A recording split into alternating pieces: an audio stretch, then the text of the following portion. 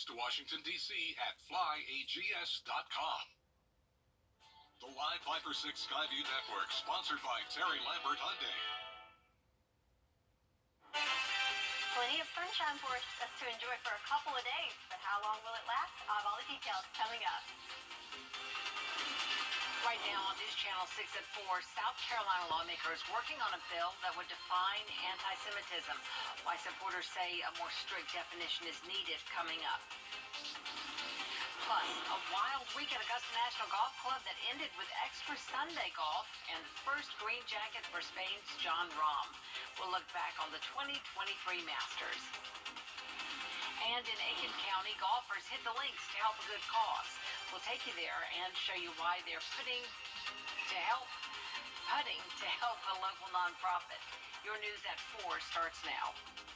Live from Television Park, this is WJBF News Channel 6 at 4.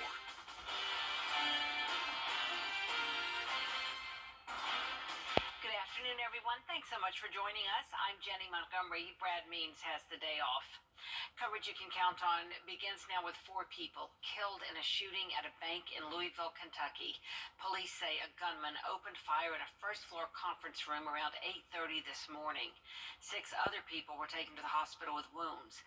The suspect is dead, but it's not clear if that person was killed by police. Today marks the 5th anniversary of the shooting death of a South Carolina man. 22-year-old Markel Thomas was shot and killed at his Aiken Avenue South home in Fairfax, South Carolina, April 10th, 2018. His mother refuses to give up hope that the case will be solved. She told News Channel 6's Cold Case Project someone knows what happened to her son, and she wants law enforcement to be actively investigating. As a grieving mom, all of these high-profile cases that's being aired all over the world. For me, Marquell case is high-profile. Marquell's justice is high-profile. I want his case front and center. Anyone with information on the murder of Markel Thomas should contact Crime Stoppers of the Lowcountry at 843-554-1111 or the SLED Lowcountry Regional Office at 843-782-3822. There's a $5,000 reward. Construction on the widening of the I-20 bridge between Georgia and South Carolina continues. Kim Vickers has the latest on that ongoing project. Construction on the I-20 bridge project has been going on for more than 3 years now. The second phase of the project, the westbound lanes, was completed and reopened several weeks ago.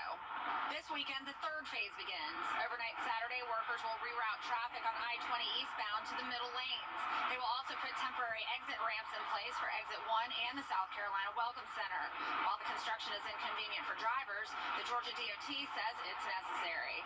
Those bridges had reached the end of their service life. I think it was, mid to late 1960s they were built. Design standards have changed, traffic volumes have changed, the standard commercial vehicle has changed since then, so it's going to accommodate those current and future traffic demands. Crews will begin rerouting that traffic on Saturday night starting around 8 p.m. and overnight into Sunday morning. Construction is expected to wrap up by the end of the year. In North Augusta, Kim Vickers, WJBF News Channel 6. Well, it is another beautiful day in our area today, and meteorologist Sherry Shealy is here now with a look at how this great weather is going to continue through the week, hopefully. Well, at least a couple of days, okay. Right? Well, after this Friday and Saturday, we'll take anything besides rain, right? So looking outside our Terry Lambert Hyundai Skyview Cam over in Aiken, we've got sunshine, but check it out. Look at those trees blowing in the breeze. So one thing we've had to contend with today is the wind. We've got 11-mile-per-hour winds right now in Augusta. The same goes for Aiken, 10 in Barnwell and Sandersville, and 12 in Wrightsville. So those winds are still pretty active, but they will start dying down as we head into the afternoon and evening hours. Temperature-wise, we've actually made it quite warm today, up to 67 right now in Augusta, 65 in Aiken, 64 in Saluda, and check it out, Sylvania almost at the cusp of 70 right there at 69 right now. Satellite radar, we do have some clouds moving through the area, but they're those wispy fair weather clouds and lots of sunshine peeping through, so we do get to enjoy the sunshine for today. So for the next couple hours, your after work planner is looking nice. So sunshine at 65 5 o'clock, and then as that sun starts to go down, the temperatures will go down as well, looking at 57 around 8 o'clock. So we have sunny days ahead and warmer temperatures, but how long will it last? All the details on what you can expect for the next several days and next weekend coming up. Back to you, Jenny. All right, thank you so much, Sherry. Yesterday's great weather helped shine the spotlight on the newest Green Jacket winner. Andrew Dimbert has a look back on a memorable Masters. Rahm wins the Masters Marathon. Jon Rahm has become the fourth Spaniard in history to win a green jacket at golf's cathedral, Augusta National, his wife and young son looking on. The weekend marred by bad weather. At one point, these trees tumbling down, nearly falling on fans. The weather prompting several delays. When the third round was suspended Saturday, it was Brooks Koepka from the controversial Saudi-backed Live Golf Tour on top. Play resumed, Jon Rahm came roaring back, erasing a 4-shot deficit to take the lead over Koepka. Some days you have it, some days you don't. Today just wasn't one of those. Now a two-time major champion, Rahm captured his first coveted green jacket. It was an incredible Sunday.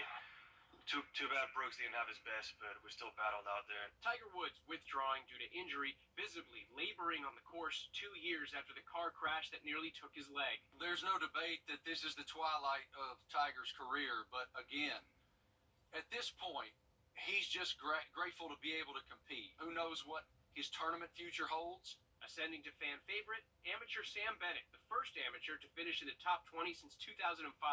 Still a student athlete, Bennett cannot collect prize money from Augusta, which would have been around $300,000 for his 16th place finish. And in his next scheduled tournament, he'll have to carry his own clubs. A humbling run for the senior from Texas A&M. You know, walking up 18 was by far the coolest experience of my life. The Masters and Augusta was everything I ever dreamed of. Andrew Dimbert, ABC News, New York.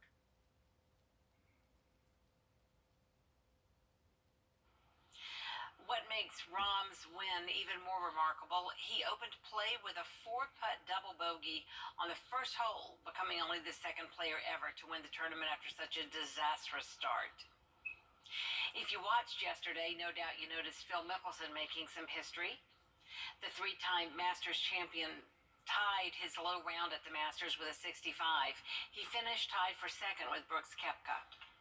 At age 52, Mickelson becomes the oldest player to finish in the top 10, 1 year older than Jimmy DeMeritt was in 1962.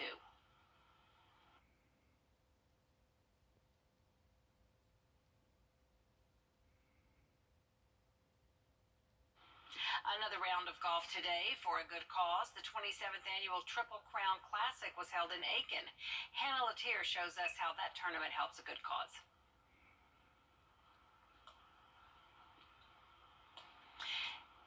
We are going to be back with you in just a few minutes. We're going to toss down to a quick break.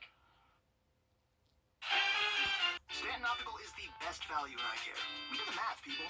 For $79, you get all this. That costs over $400 at Lens Crafters, over $200 at Walmart, and over $150 at America's Best. When it comes to value, Stanton Optical is the top bird. Now, your most accurate forecast with WJBF Live Viper 6. After a wet weekend and a little bit of sunshine yesterday this afternoon, it sure was nice to enjoy a full day of sun today, right? Looking at our Terry Lambert Hyundai Skyview Cam over at Augusta Marriott, we do have a few fair weather clouds in the picture, but lots of blue sky and sunshine for us to enjoy. In fact, we've warmed up quite nicely at 67 degrees right now, but those winds still kicking pretty good at 11 miles per hour coming from the north. Humidity feeling good at 20%, and no issues with visibility for us. So some other spots around the CSRA, we've got lots of 60s on the board, 66 in Allendale and Barnwell, 69 for you in McCormick as well as Sylvania, 68 in Millen and Swainsboro. As we travel some more, we have some more 60s on the board. It looks like Edgefield, you're our cool spot at 63, and some more upper 60s for most of the CSRA. So looking at our satellite and radar, we have high pressure over the mid-Atlantic, which is helping clear out those clouds, and the frontal system that moved through this weekend is well off the coast and nothing for us to worry about. As we zoom in, you can just see a few of those fair weather clouds moving through the area, but as that high pressure moves closer, those will clear out as well. So speaking of the rain from Friday to Sunday, look at these totals. So we got 2.5 inches here in Augusta, but check it out. Aiken, 4 inches. Barnwell, 4.5 inches. So quite a days to dry out now. So no rain Monday, Tuesday, Wednesday. Our next chance of rain comes into the forecast late Thursday evening. And check it out, average is right under 3 inches for us here in Augusta. And already just 10 days into the month, we have already beat the average with over 3 inches. April showers, there you go. So looking at the next 48 hours, no showers to talk about here. As I mentioned, the high pressure is over the mid-Atlantic, and it will come down closer to our direction over the day Tuesday. And with that, it's going to clear out those clouds and give us lots of sunshine to enjoy. That's Monday, Tuesday, and Wednesday. High pressure will be directly overhead. So some nice days ahead for us. But for tonight, we have low temperatures into the 30s. So with those clearing clouds and the winds dying down, that means those temperatures are going to really drop. So 30s here in Augusta, lower 40s outside of the metro. So with that, we do have a frost advisory to mention to you. That is in effect for Lincoln, McCormick, Edgefield, and Saluda counties. That is in effect until 9 a.m. tomorrow. So keep that in mind. Looking at our temperature trend with those overnight lows. So in the 30s the next couple nights, which means cool nights and cool mornings to start the day. But then we will start getting back to average, even above average, with overnight lows in those upper 50s later this week. Same goes for the daytime highs. We've got cool days to start off the week, but then we warm up nicely into the 80s later on next week. So looking at our 10-day forecast for your Tuesday, it's going to be another sunny day, and we're going to climb right there at 70 for our high temperature. Then Wednesday into the mid-70s, upper 70s, and even 80s later next week. And rain returns to the forecast Thursday evening. All right, let's hope it won't be as much. Yeah, no, I don't think we're going to have quite as much because that was a lot of rain. That was a lot. Thank you, Sherry. Well, now to the latest on the abortion pill standoff. Today, some are wondering if the pill will be available following contradictory rulings by 2 federal judges. Rachel Scott has more. This morning, conflicting federal rulings sparking new uncertainty and confusion over access to the most widely used abortion medication. Abortion rights advocates taking to the streets after a conservative federal judge in Texas ruled to suspend FDA approval of mifepristone, a medication that has been available for more than 20 years and is used in more than half of abortions in the U.S. How is it that one person, one judge, with no medical degree, no science degree, can make a decision about a drug that has been used, that has been safe, and proven effective? But within hours, a federal judge in Washington state ruled to keep the pill available. The Justice Department now appealing the case as the Biden administration promises a fight. This is not America. What you saw by that one judge in that one court in that one state, that's not America. It now heads to the conservative Fifth Circuit Court of Appeals, set to decide this week if mifepristone should stay available or be put on pause as the case makes its way through the courts. Anti-abortion rights advocates hope will be taken off the market for good. It was certainly a victory. It was one that we've been praying for some time. For now, mifepristone is still available, but experts say this is a legal showdown expected to go all the way to the Supreme Court. This means today is Legislative Crossover Day in South Carolina. This means another round of golf today, this time for Tri-Development of Aiken County. The 27th annual Triple Crown Classic was held in Aiken, and Hannah Latier shows us how the tournament helps a good cause. The event is put on every year at Woodside Country Club by the 2 nonprofits. It was postponed a few weeks ago due to rain, but participants on Monday say it's a beautiful day for golf. Each team paid $125 per player. Lunch and dinner is provided, and there are raffles, door prizes, and a silent auction. About 140 teams showed up, which is slightly fewer than last year. But event coordinators tell me they're grateful for this turnout and the support for children and adults in need. Look at the numbers. We have over 130 golfers. We have 10 women's teams, all coming out in a beautiful day on a Monday after Masters, after a rainy weekend, to have fun and support great organizations.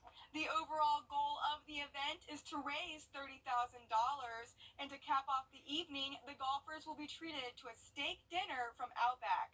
In Aiken, Hannah Latier, WJBF News Channel 6. We'll be right back. Keep it right here.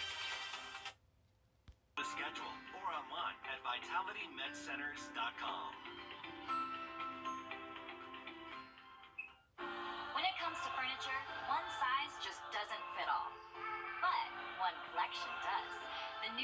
modular one from Rooms to Go. Perfectly designed to fit any space, any style, and any budget. Just choose your pieces and easily build your perfect room. The best part, because it's Rooms to Go, it's not only super affordable, it's super comfortable too.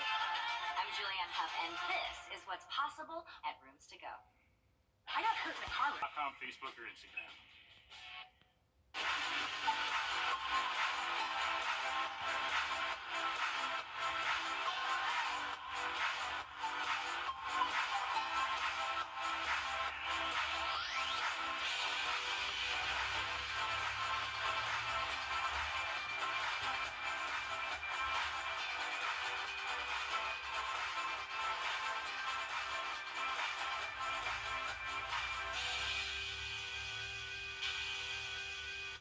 When it comes to furniture, one size just doesn't fit all.